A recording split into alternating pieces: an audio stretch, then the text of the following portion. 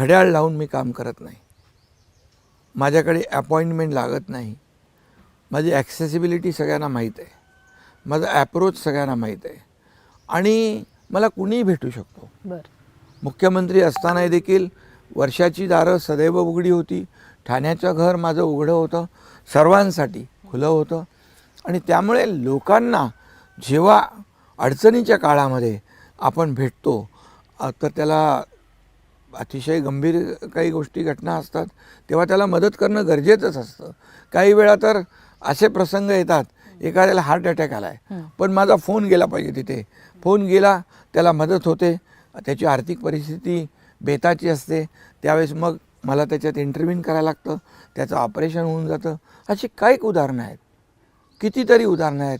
कोणी शाळेत शिकत असतो, कुणाचं ॲडमिशन असतं, कुणाचं हॉस्पिटल असतं, कुणाचं काय काय वेगवेगळ्या प्रकारची कामं असतात. पण त्यावेळेस मात्र त्याला आपला आधार आणि मदत हवी असते.